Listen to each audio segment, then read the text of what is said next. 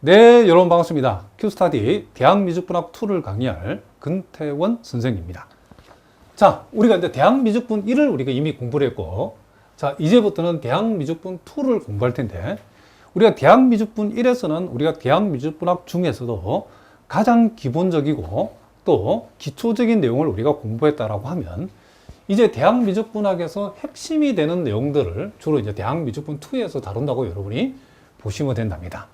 자, 일단 우리가 대학미적분2를 우리가 강의를 시작하기 전에 이 큐스타디 대학미적분2에는 어떤 내용들로 구성되어 있는지 우리가 한번 간략하게 살펴보고 강의를 우리가 시작하도록 하겠습니다. 자, 일단 여러분들이 뭐 중요한 내용들이 많이 있는데 특별히 그 중에서도 선생님이 이렇게 별표를 붙여놓은 밑줄을 끊어 이 부분을 강의들을 여러분들 특별히 중점적으로 보셔야 된답니다.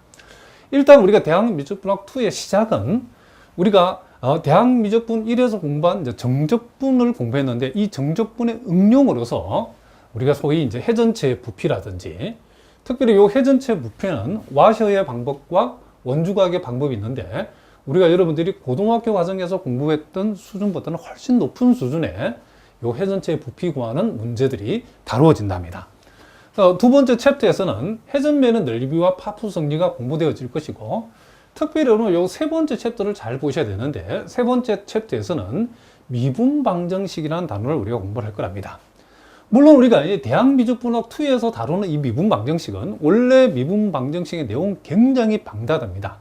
미분방정식이라는 게 하나의 과목으로서 책 한 권 분량인데 우리가 대학미적분2에서는 미분방정식 전체 내용을 다 다루는 것이 아니고 기초적인 미분방정식 정도는 예를 들면 우리가 변수분리형 미분방정식이라든지 선형 미분방정식 또는 베르누이 미분방정식 정도 기본적인 미분방정식을 우리가 일단 다루어 줄 거랍니다. 그리고 네 번째는 소위 이제 극좌표에서 나타나는 이제 극방정식 또 이 극방정식의 그래프라든가 또 극방정식 넓이 이와 같은 극좌표에 관한 내용들을 우리가 다룰 텐데 이것도 여러분들이 고등학교 과정에 전혀 보지 않은 아주 생소한 내용이랍니다. 자, 상당히 좀 수준이 있는 내용들이 있는데 이것도 시험에 잘 나오는 내용이고 이게 챕터 4에서 다루어질 거랍니다. 그리고 챕터 5에서는 이제 소위 이제 극한의 우리가 적분 판정법이라든가 비교 판정법 그리고 또 가장 핵심이 되는 내용이 하나가 뭐냐면 바로 이게 급수죠. 그렇죠? 이 급수는 여러분들이 대단히 중요한 내용이랍니다. 자, 교대급수, 몇급수, 특별히 이 테일러 급수 많이 들어보셨죠? 자, 각종 시험에서 매우 출제가 잘 되는 파트인 요 급수와 관련된 내용들을 우리가 챕터 5에서 다룰 거랍니다. 자, 그리고 챕터 6에서는 우리가 벡터에 관한 내용. 우리가 물론 고등학교 과정에서도 벡터를 여러분 좀 공부를 하셨겠지만은 특별히 여러분들이 이과를 공부하지 않고 문과를 공부하고 올라오신 분들은 특별히 요 챕터 6을 잘 보셔야 된답니다. 자, 그래서 우리가 벡터의 내적이나 외적이나 벡터 방정식 또 벡터 함수 등 이와 같은 내용들을 우리가 다룰 것이고 그리고 챕터 7에서는 곡률과 연률 특별히 이 곡률에 관한 얘기가 시험에 대단히 잘 나오죠. 매우 중요한 내용인데 이 곡률과 연률 그리고 가속도의 접선과 법선 성분에 관한 얘기를 우리가 챕터 7에서 할 거랍니다. 그리고 또 아무리 중요해도 그죠 강조해도 지나침이 없는 요 편도함수 요 편도함수하고 대칭되는 개념이 중적분이죠. 그렇죠? 여태까지는 우리가 변수가 하나인 경우의 미분적분만 살펴봤는데 이제 대학미적분2에서는 변수가 하나가 아니고 그렇죠? 2변수 또는 3변수, 4변수 소위 다변수 함수의 미분과 적분이 바로 여러분들이 편도함수하고 중적분이라고 생각하시면 된답니다. 그래서 여기서 관련해서 선형근사식이라든가 전미분 또 여기 나온 연쇄법칙 이와 같은 것을 우리가 다변수 함수의 미적분에 해당되는 이 편도함수와 중적분 대단히 중요하죠. 이건 앞으로 여러분들이 공대성으로서 여러분들이 공업수학을 공부한 학생이라든가 또는 여러분들이 미분적 수학과를 통해 가지고 여러분들이 수학을 더 깊이 공부할 분들은 앞으로 이 편도함수 중적분은 대단히 중요한 내용이랍니다. 자, 이런 거는 그렇죠. 요 대학미적분2에서도 요게 상당한 분량을 차지하고 상당히 중요한 내용으로 구성되어 있다. 이런 것을 여러분들이 꼭 명심을 하시기 바랍니다. 일단 이제 선생님의 계획은 여러분들이 좀 기초가 약한 분들을 위해서 강의 자체를 조금 더 그죠? 상세하고 쉽게, 그리고 각종 그죠? 여러분들이 다룰 정의나 개념을 깊이 있게 우리가 또는 자세하게 다룰 거랍니다. 그러니까 기초적인 내용부터 시작해가지고 심화된 내용까지, 또 가능하면 여러분들이 여러분 기본서에 있는 문제뿐만 아니라 기출 문제라든지 또는 기출이 예상되는 문제까지 다양한 실전 문제와 기출 문제를 강의를 통해서 여러분들이 충분히 연습이 될 수 있도록 다뤄볼 계획이랍니다. 자, 이와 같은 내용으로 우리가 이제 대학미적분2 강의를 우리가 한번 진행해 보도록 합시다. 자, 이제 우리가 본격적으로 교재에 나와 있는 내용을 우리가 한번 살펴보도록 하겠습니다.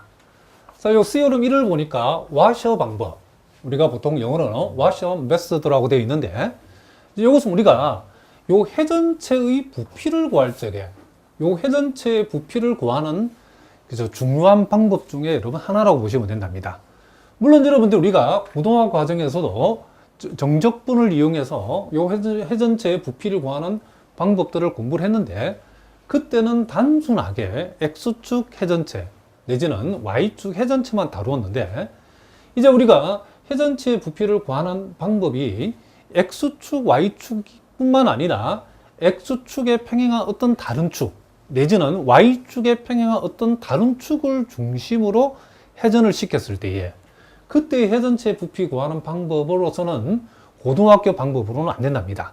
그래서 우리가 회전체를 생각할 적에 그 회전체가 X축을 중심으로 회전체든 또는 X축과 평행한 축이든 상관이 없이 일반적으로 회전체 부피를 구할 수 있는 방법이 두 가지가 있는데, 그 중에 하나가 여기 나와 있는 와셔 방법이고, 또 하나는 우리가 대학 미적분학 1에서도 살짝 우리가 공부한 원주각의 방법이라는 게 있답니다.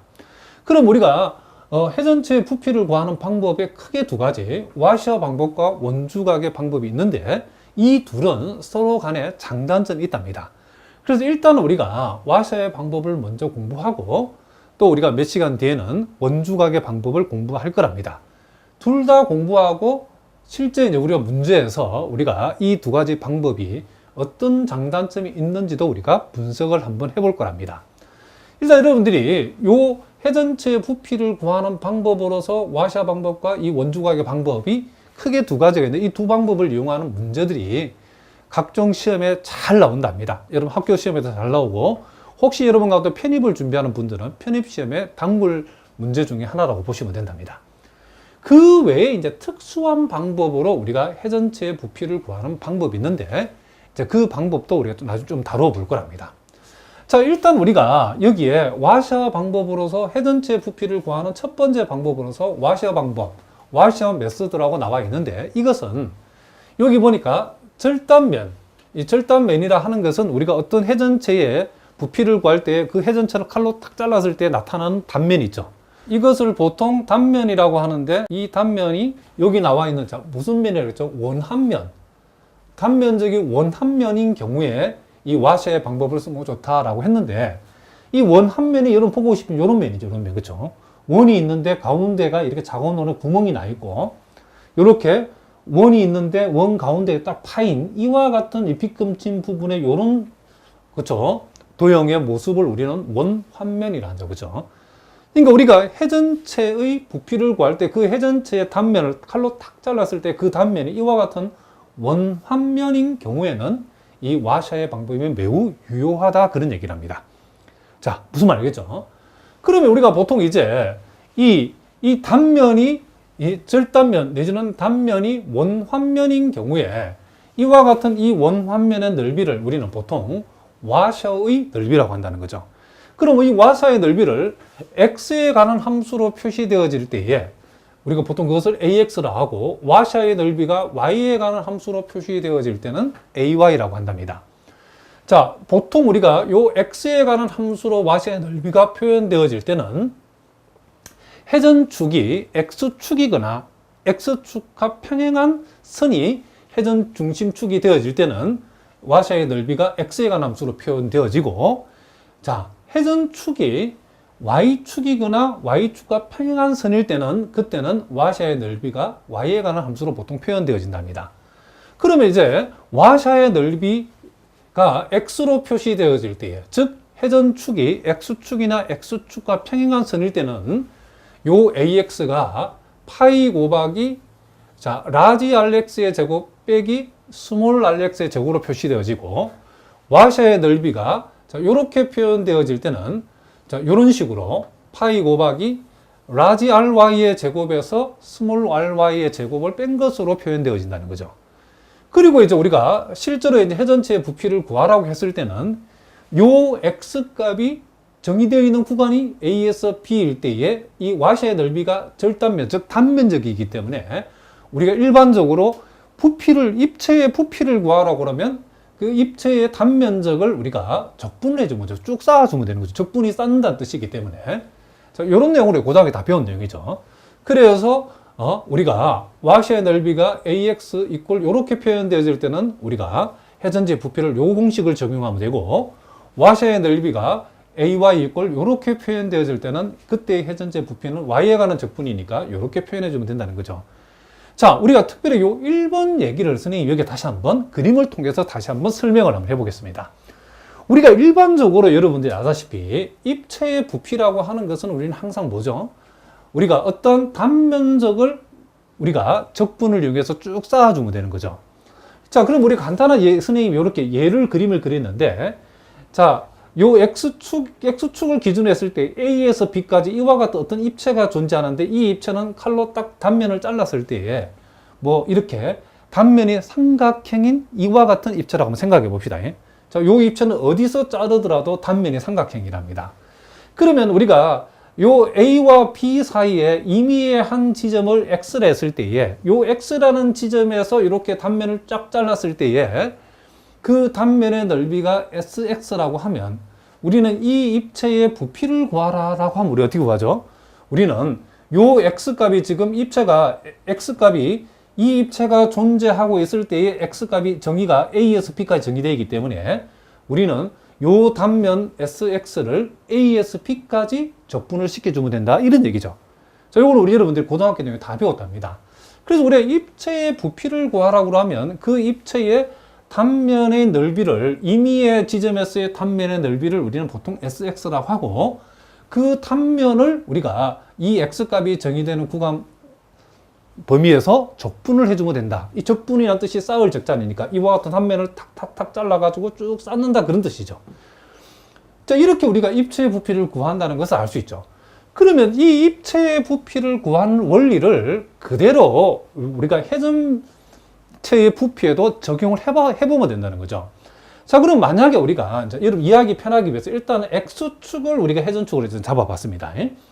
그럼 이와 같은 함수가 fx고 이와 같은 함수가 gx라고 했을 때에 자, 이렇게 x 이꼴 a에서 x 이꼴 b라는 직선으로 잘라서 생기는 이 빗금친 부분의 면적을 x축 중심으로 회전을 시켰을 때에 자, 그러면 그 단면은 어떻게 나올 것인가? 자, 임의의 지점, 요 임의의 지점 x가 있죠. x라는 a와 b 사이에 있는 임의의 지점 x를 기준해서 이렇게 우리가 선을 그쵸? 요 X축이 이렇게 X와 X축과 만나도 이렇게 수선을 생각을 했을 때에 이 면적이 X축으로 회전했을 때에 생기는 요 X라는 지점에서의 단면은 어떻게 생길 것인가? 그것은 이 점이 X축을 회전하게 되면 이와 같은 큰 원이 생기죠. 정확하게 말하면 라지 RX를 우리가 반지름으로 하는 뭐가 생긴다? 원이 생길 것이고 그리고 요 점이 X축을 회전하게 되면 스몰 rx만큼을 뭐라는 반지름으로 하는 원이 생기겠죠. 그러면 우리는 이 빗금친 부분을 회전시켰을 때 이 지점에서 생기는 단면이라는 것은 반지름이 라지 rx인 이 원하고 반지름이 스몰 rx인 이 원을 우리가 생각했을 때에 이 원하고 이 코는 사이에 끼어있는 이 부분이 바로 요 x라는 지점에서의 우리가 요 빗금친 부분을 회전시켜 생기는 단면이라는 것을 알 수 있죠. 그래서 우리가 보통 요 라지 RX를 우리가 그쵸? 요 X라는 지점에서 생기는 단면의 큰 반지름, 요 스몰 RX를 우리가 보통 작은 반지름, 자, 라고 우리가 이렇게 불러줬을 때에, 자, 그러면 이제 우리가, 자, 이와 같은 면적을 X축으로 회전시켰을 때에 나타나는 그 절단면